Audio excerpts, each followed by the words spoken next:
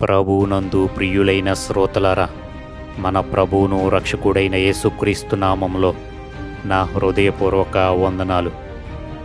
యేసుక్రీస్తు జీవితం మన అంశంలో 3వ భాగానికి ప్రియులైన శ్రోతలకు స్వాగతం, సుస్వాగతం. ఈ 3వ భాగంలో 2 అంశాలను మనం ధ్యానించబోతున్నాం. మొదటి అంశం దేవుని రాజ్య పౌరుడు. రెండవ అంశం అభిషిక్తుడు అవతరించబోయే పాలస్తీనా ఎలా ఉంది. 3వ భాగంలో మొదటి అంశం దేవుని రాజ్య పౌరుడు అనే విషయమును గురించి ఇప్పుడు మనం తెలుసుకుందాం.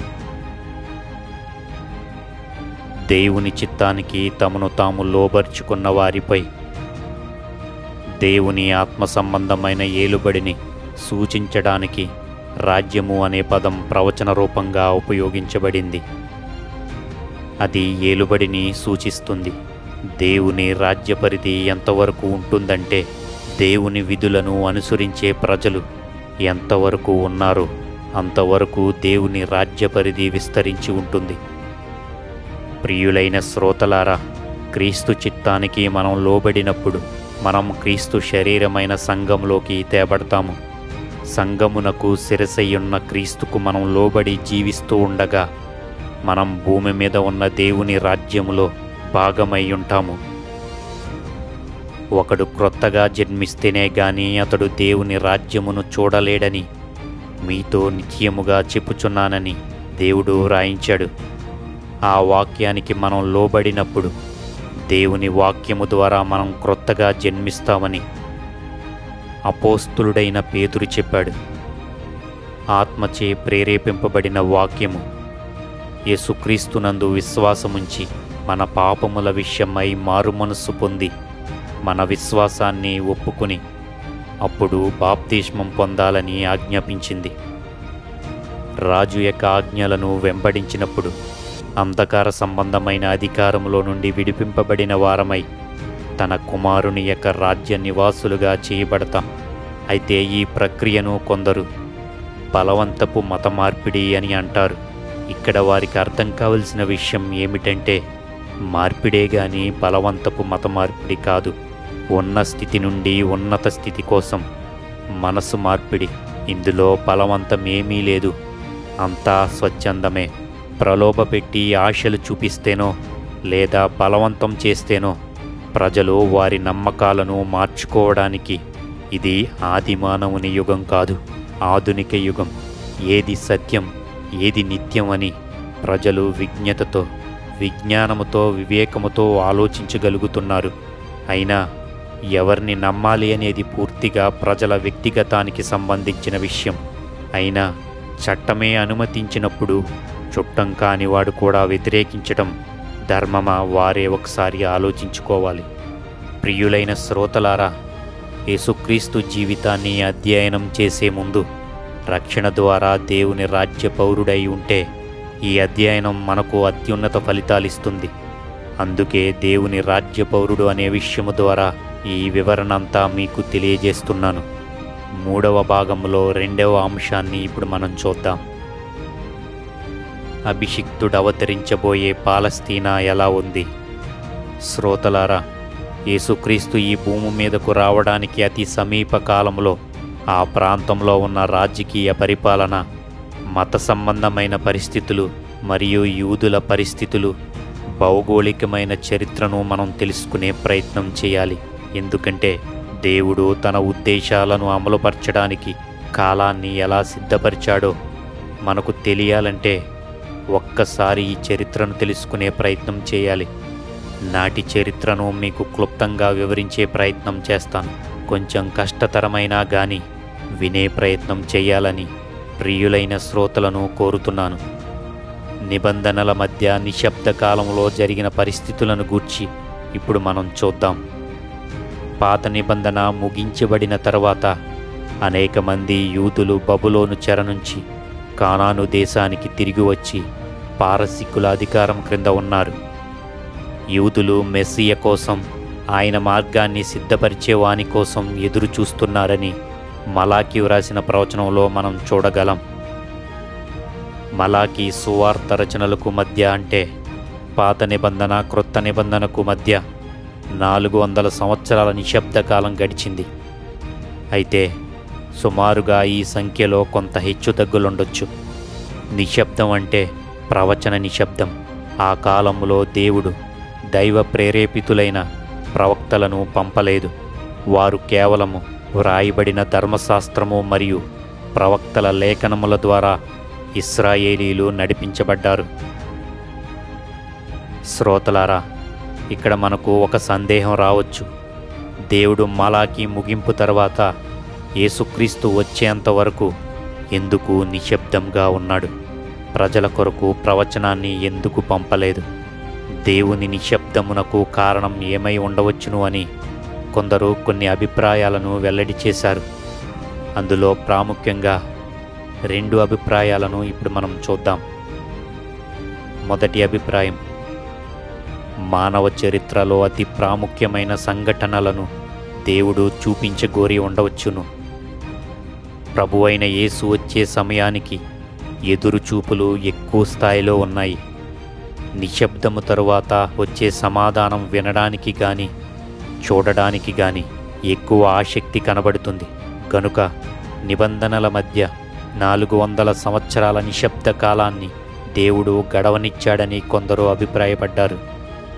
ఇక రెండవ కారణం, ప్రభువైన యేసుక్రీస్తు పరిచర్య కోసం రాజకీయ మత సంబంధమైన పరిస్థితులు సంపూర్తిగా అనుకూలమైనవిగా ఉండే వరకు దేవుడు ఎదురు చూసి ఉండవచ్చును. అందుకే కాలము సంపూర్ణమైనప్పుడు దేవుడు తన కుమారుడిని పంపినని పౌలు రాశాడు. సరి అయిన కాలం వచ్చినప్పుడు దేవుడు తన కుమారుడిని పంపినని న్యూ లివింగ్ తర్జుమా అంటుంది. శ్రోతలారా, నిశ్శబ్ద కాలంలో జరిగిన పరిస్థితులను గూర్చి మనం ఇప్పుడెలా తెలుసుకోగలమంటే, 2 చరిత్రకారులు రాసిన పుస్తకాలలో ఉన్న చరిత్ర ద్వారా మనం నిశ్శబ్ద కాలంలో జరిగిన సంఘటనల్లో ఉన్న యూదుల చరిత్రను గూర్చి తెలుసుకోవచ్చు. అందులో మొదటిది అపోక్రిఫల్ రచనలు. క్రీస్తు పూర్వం 175, 132 మధ్య కాలంలో యూదుల చరిత్రను అది తెలుపుతుంది. పారసికులు మరియు ఇతర నిజదేవుని ఎరుగని మూఢనమ్మకాలను అవి తెలియజేస్తాయి. ముఖ్యముగా యూదుల చరిత్ర, వారి ఆచార వ్యవహారాలను గూర్చి తెలుసుకోవడానికి ఆ రచనల్లో మొదటి మెక్కబీ అనేది బాగా ఉపయోగపడుతుంది. ఇక రెండవ చరిత్రకారుడు జోసిఫస్. క్రీస్తు శకం 37 ప్రాంతంలో జన్మించిన ఒక యోధ చరిత్రకారుడు ఈ జోసిఫస్. యెరూషలేము పట్టుబడి లయమైన సమయంలో అతడు సజీవుడుగా మిగిలాడు. అతడు 2 ముఖ్యమైన రచనలను రాశాడు. ది యాంటిక్విటీస్ ఆఫ్ జ్యూస్, సృష్టి మొదలు తన ప్రజల యొక్క చరిత్ర, మరియు క్రీస్తు పూర్వం 170 నుండి తన కాలం వరకు ఉన్న యూదుల వివరాలను రాశాడు. జోసిఫస్ చెప్పిన కొన్ని వాస్తవాలు ప్రశ్నించబడ్డాయి. అయినా అతని రచనలు గొప్ప సమాచారపు ఆధారాలుగా నిలిచిపోతాయి. వీటితో పాటు గ్రీకు మరియు రోమా రచనలు, పురాతన వస్తు పరిశోధనలు, పాలస్తీనాలో ఇతర స్థలాలలోనూ కనుగొనబడిన ఆధారాలు యూదుల చరిత్రను, వారి జీవిత విధానమును వెలుగులోకి తెచ్చాయి. చరిత్రకారులిచ్చిన ఆధారాలు సువార్త రచనల్లో కూడా మనకు కనిపిస్తాయి. అవి రాబోయే భాగాల్లో మనం తెలుసుకుంటాం.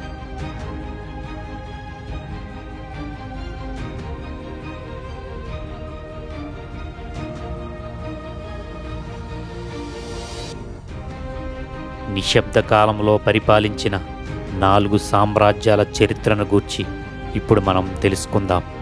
పాత నిబంధన క్రొత్త నిబంధనకు మధ్య దేవుని ప్రవచనం నిలిచింది గాని మనుషుల వ్యవహారాల్లో దేవుడు సంచరిస్తూ తన ఉద్దేశాలను ఆయన నెరవేర్చుకున్నాడు. బబులోను రాజైన నెబుకద్నెజర్ కలయందు రాజకీయ పరిస్థితులు సంక్షిప్తముగా వర్ణించబడ్డాయి. దానియేలు చెప్పిన కలభావంలోని 4 సామ్రాజ్యాలైన బబులోను సామ్రాజ్యం, మాదీయ పారసిక రాజ్యము, గ్రీకు సామ్రాజ్యము మరియు రోమా సామ్రాజ్యాలేనని అటు లేఖనముల వలన ఇటు చరిత్ర వలన మనం తెలుసుకోగలం.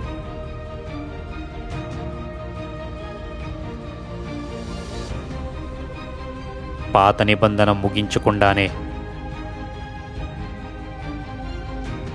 మొదటి సామ్రాజ్యమైన బబులోను సామ్రాజ్యం కూలిపోయింది.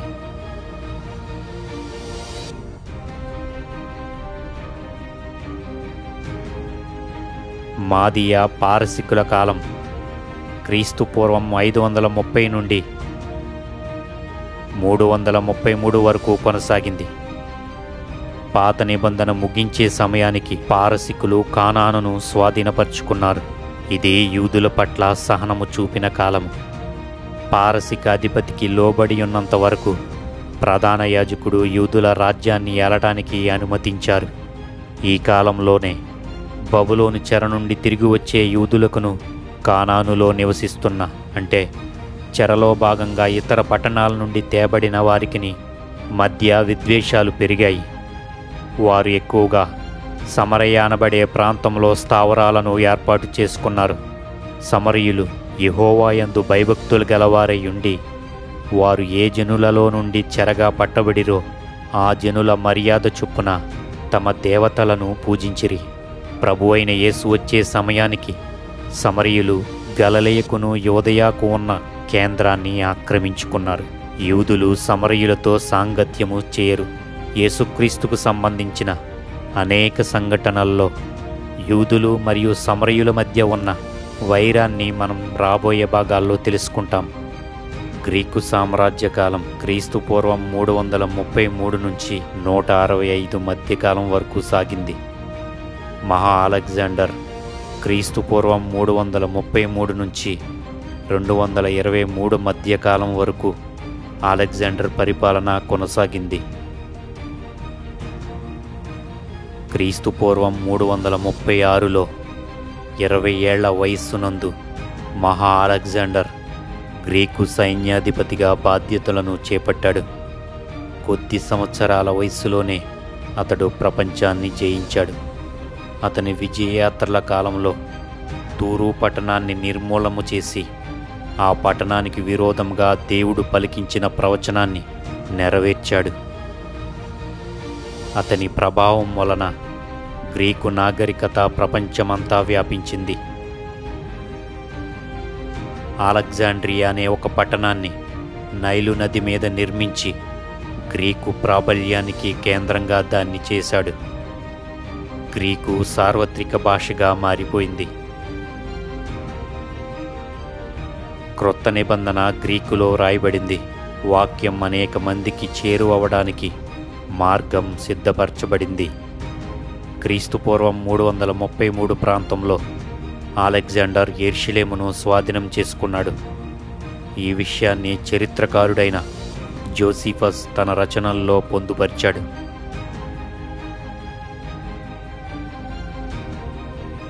యూదులకు అలెగ్జాండర్ ప్రత్యేకమైన ప్రాముఖ్యతలను ఇచ్చాడు. యూదులు అన్యదేశాల్లో నివసించేందుకు అనుమతించి మహావిశాలమైన తన సామ్రాజ్యంలో వారు స్థిర నివాసాలు ఏర్పరచుకునేలా ప్రోత్సహించాడు. ఈ కాలంలోనే యూదులలో ప్రత్యేకింపబడిన తెగగా శాస్త్రులు పుట్టుకొచ్చారు. ఈ శాస్త్రులను గూర్చి మనం తర్వాత భాగంలో చూస్తాం. క్రీస్తు పూర్వం 323లో అలెగ్జాండర్ మరణం తర్వాత 20 సంవత్సరాలు అధికారం కోసం పోరు జరిగింది. చివరకు అలెగ్జాండర్ రాజ్యం 4 భాగాలుగా విడిపోయింది. గ్రీసు, ఆసియా, ఐగుప్తు మరియు సిరియాలుగా స్థిరపడింది. టాలమీల పరిపాలనా కాలం.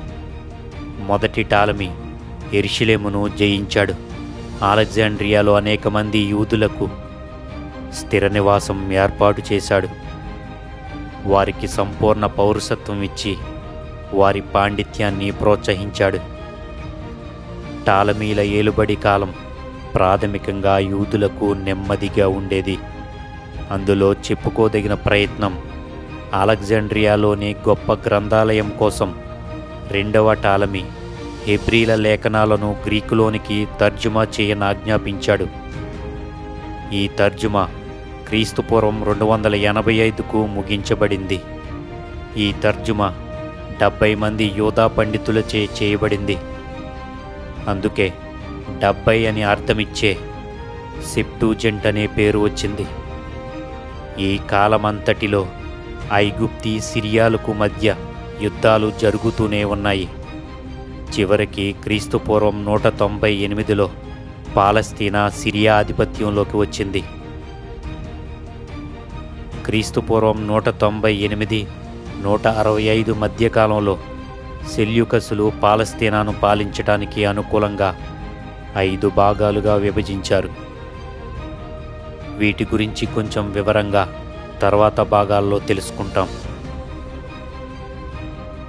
యూదా మత చరిత్రలో సిరియా పాలనా కాలం అంధకారమైనదిగా ఉండేది.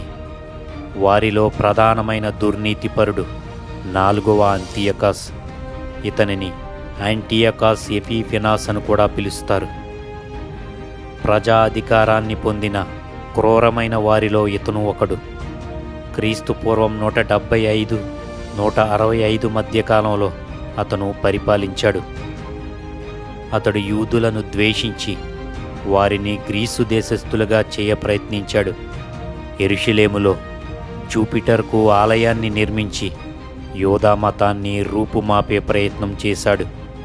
యెరూషలేము దేవాలయాన్ని మూతవేయించి సున్నతిని చట్టవిరుద్ధం చేసి యూదా మతాన్ని ఆచరిస్తే చంపేస్తానని శాసించాడు. వేల మంది యూదులను బానిసలుగా అమ్మేసి కొంతమందిని చంపేశాడు. దేవాలయాన్ని దోచుకుని బలిపీఠంపై పందిని బలి అర్పణగా చేసి ఆ బూడిదను నీటను కలిపి ఆ నీళ్లను దేవాలయం అంతటా చల్లాడు. పరిశుద్ధమైన దేవాలయాన్ని విసర్జించేలా చేశాడు. యాంటియకాస్ ఎపిఫెనాస్ చేసిన చిత్రహింసల వలన యూదులలో తిరుగుబాటు మొదలైంది. మత్తయాస్ అనే ఒక యాజకుని ద్వారా ఉద్యమం నడిపించబడింది. మత్తయాస్కు ధైర్యవంతులు, యుద్ధశూరులైన 5 కుమారులున్నారు. వారిలో యోధా అనే ఒకడు తిరుగుబాటుకు నాయకత్వం వహించాడు. యోధా మెక్కబీ అని పిలువబడ్డాడు. మెక్కబీ అనేది స్తుతికి గ్రీకు అర్థం. అందును బట్టి ఈ కాలాన్ని యూదుల చరిత్రలో మెక్కబీల కాలం అని పిలువబడింది. క్రీస్తుపూర్వం 165లో యోధా మెక్కబీ యెరూషలేమును తిరిగి గెలవగలిగారు. దేవాలయం పవిత్రపరచబడింది. తిరిగి అది యెహోవా దేవునికి ప్రతిష్ఠింపబడింది. ఆలయ ప్రతిష్ఠ పండుగకు అది ప్రారంభం. క్రీస్తుపూర్వం 163 నుండి 143 వరకు సిరియాతో యుద్ధం చేసి యూదులు తమ స్వాతంత్ర్యాన్ని సంపాదించుకోగలిగారు. క్రీస్తుపూర్వం 135లో జాన్ హిర్కానస్ నాయకత్వం క్రింద యూదుల రాజవంశం స్థాపించబడింది. ఈ కాలంలోనే యూదులలో పరిసయ్యులు, సద్దూకయ్యుల తెగలు వచ్చాయి. ఈ కాలంలోనే ప్రధాన యాజకుని పదవి దైవిక సంబంధమైన వాటికంటే రాజకీయ సంబంధమైనదిగా మారిపోయింది. అధికారంలో ఎవరుంటారో వారిచే ప్రధాన యాజకుడు నియమింపబడుతూ వచ్చాడు. జాన్ హిర్కానస్ సంతతిలో అంతర్గత కలహాలు చోటు చేసుకున్నాయి. సింహాసనం కోసం పోటీ పడ్డారు. కుట్రలు, వ్యతిరేకపు పన్నాగాలు, రాజకీయ హత్యలు చోటు చేసుకున్నాయి. వారిలో ఒక గ్రూపు వారు రోమ్ అధికారాన్ని ఆశ్రయించారు. యూదుల వ్యవహారాల్లో రోమును ఆహ్వానించడం అంటే కోడిపిల్లల తగాదాల పరిష్కారానికి గ్రద్దను ఆహ్వానించినట్టయింది. యూదులు తమ స్వాతంత్ర్యాన్ని కోల్పోవడానికి ఎక్కువ కాలం పట్టలేదు. క్రీస్తుపూర్వం 63లో మహాపాంపే యెరూషలేమును జయించాడు. రోమియులు యెరూషలేమును పరిపాలించిన కాలం క్రీస్తుపూర్వం 63 నుండి క్రీస్తు శకం 70 వరకు.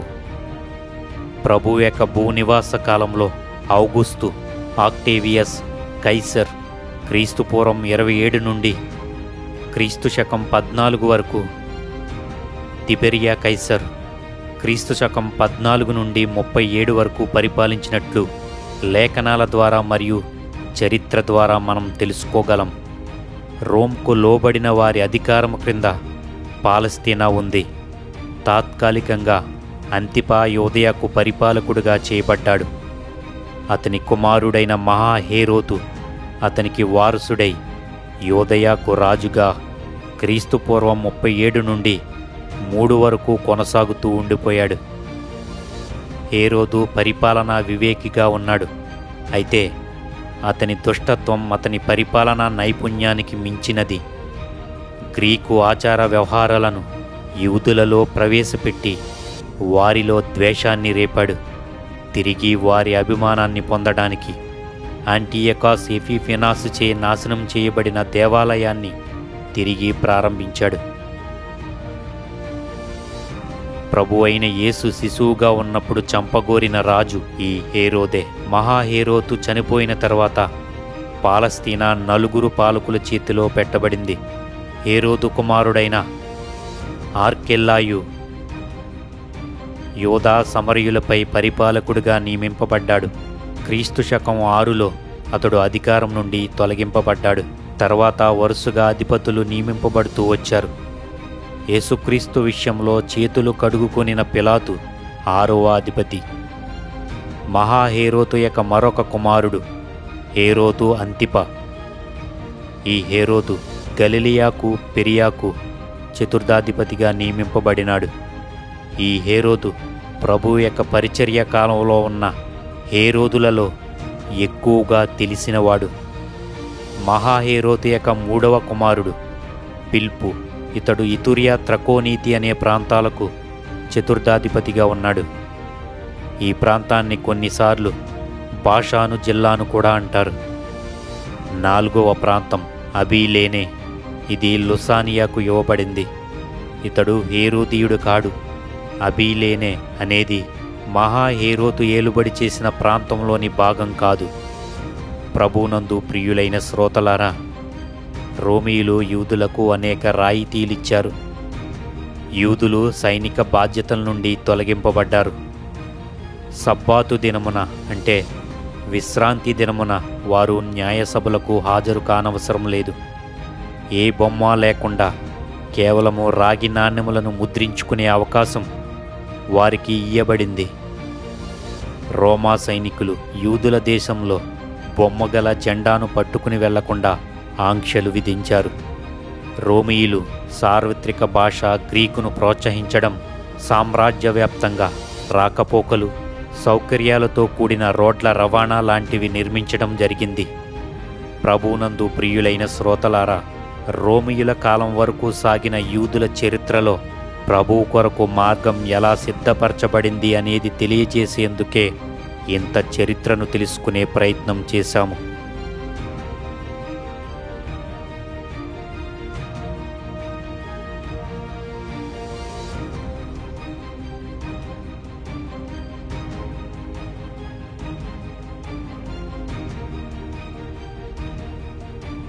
మన తండ్రి అయిన దేవుని నుండియు మన ప్రభువును రక్షకుడైన యేసుక్రీస్తు నుండియు సత్య సంబంధులైన ప్రతి ఒక్కరికి కృపయు సమాధానమును కలుగునుగాక.